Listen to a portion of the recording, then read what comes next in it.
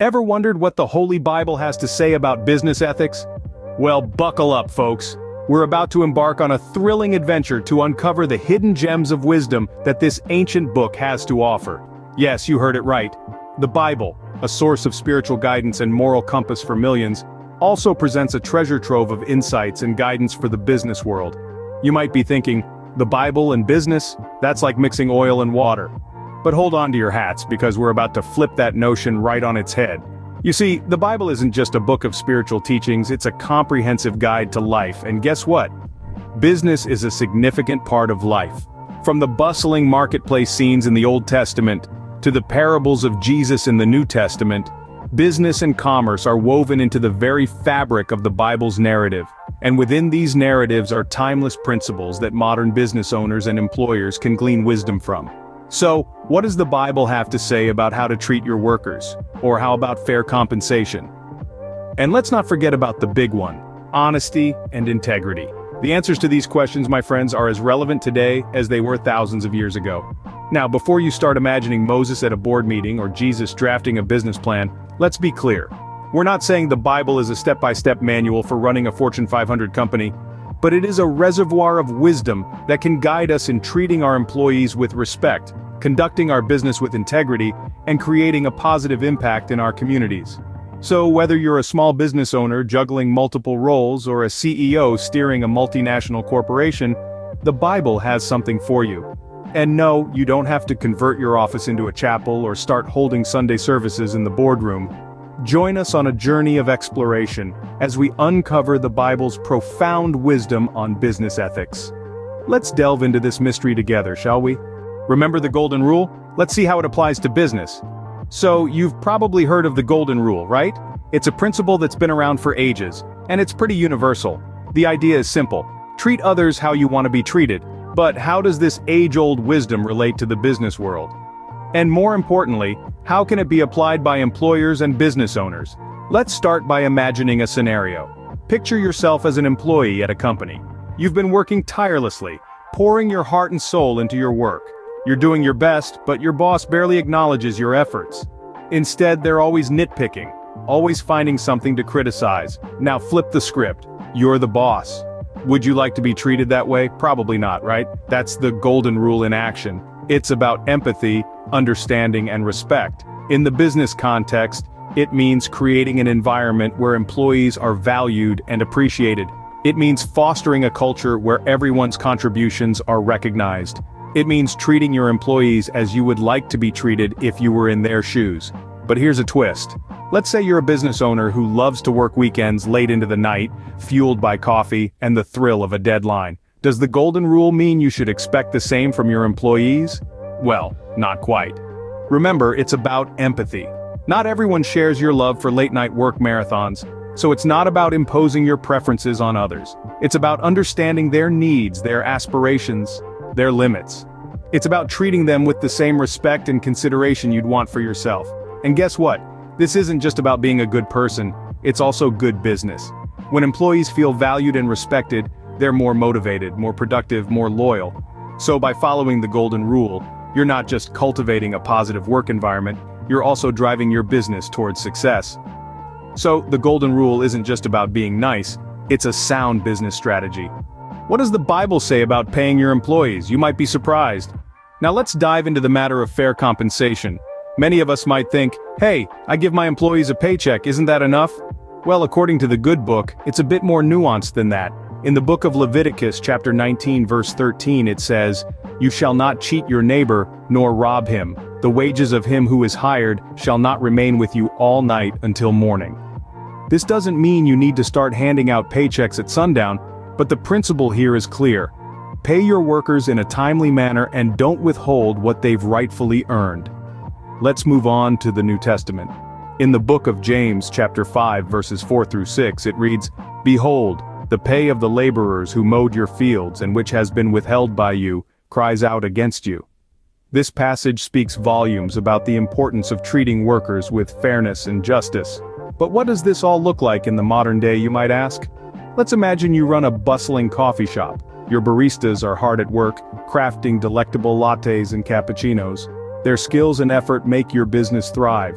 If you're paying them the bare minimum while you're raking in the profits, that's not quite the fairness the Bible is talking about. In contrast, offering a competitive wage that reflects their efforts, skills, and the profitability of your business aligns more with these biblical principles. This doesn't just apply to wages, but also to creating a supportive work environment, providing opportunities for growth, and recognizing their contributions. Remember, fair compensation isn't just about the dollar sign. It's about respect, dignity, and acknowledging the value that each worker brings to your business. It's about understanding that your success is directly tied to their hard work and dedication. So the Bible is clear: pay your workers fairly. It's not just good ethics, it's good business. A business without honesty and integrity is like a car without fuel. But what does the Bible say about this? Well, let's dive into it. The Bible has a lot to say about honesty and integrity, and it's clear that these virtues aren't just nice-to-haves, they're non-negotiables.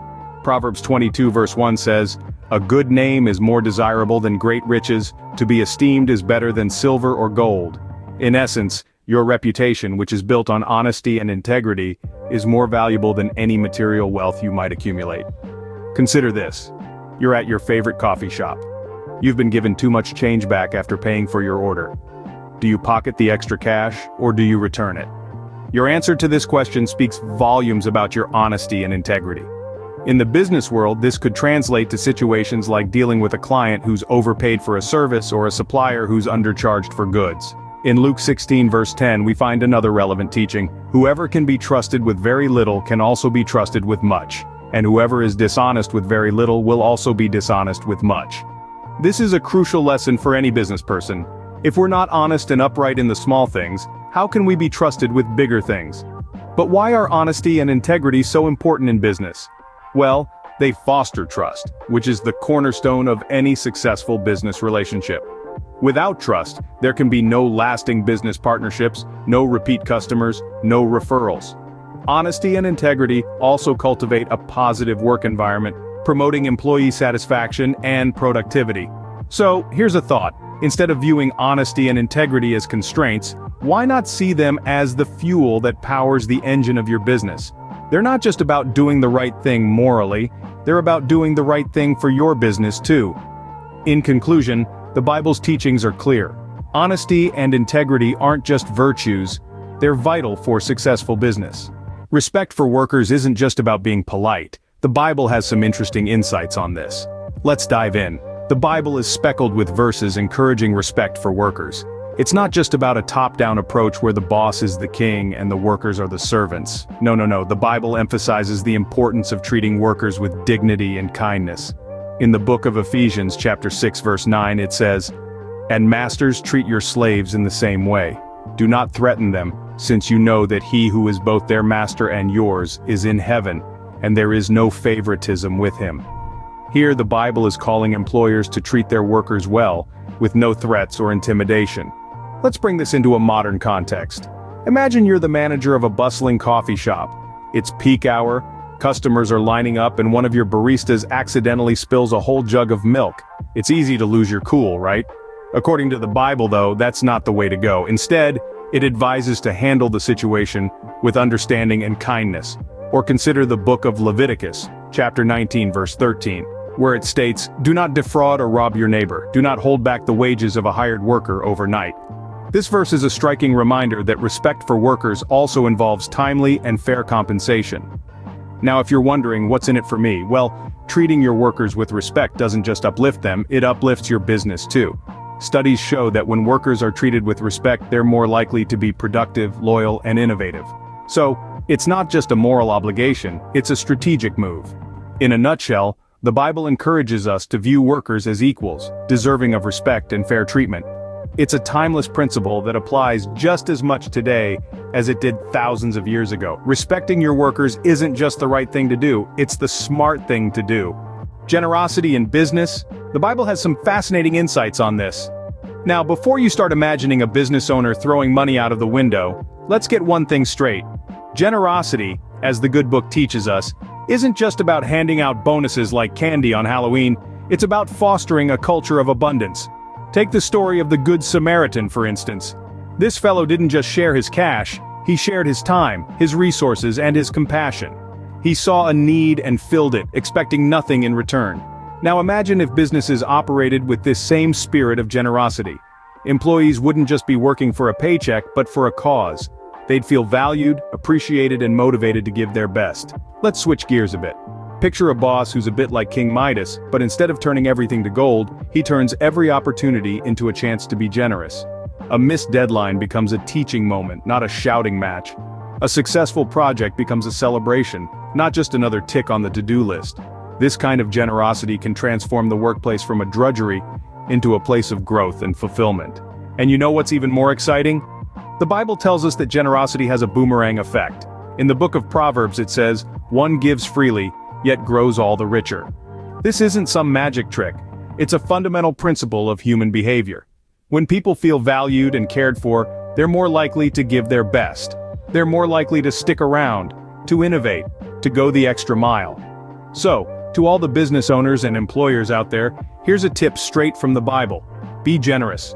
Not just with your money, but with your time, your praise, your patience, your understanding. Create a workplace where people feel valued, not just valuable. And remember, generosity isn't just about giving, it's about creating a culture of abundance. So, what have we learned about business ethics from the Bible? We've embarked on a fascinating journey together, exploring the timeless wisdom contained within the ancient pages of the Bible. It's refreshing to see how this divine book offers practical advice for modern business owners and employers. Firstly, we looked at the Golden Rule. It's a principle that transcends time and culture. Treat others as you would like to be treated. Simple, yet profound. It's a golden nugget of wisdom that encourages empathy and understanding, fostering a positive and harmonious work environment. When employers adopt this principle, respect and kindness become the norm, not the exception. Next, we delved into the concept of fair compensation.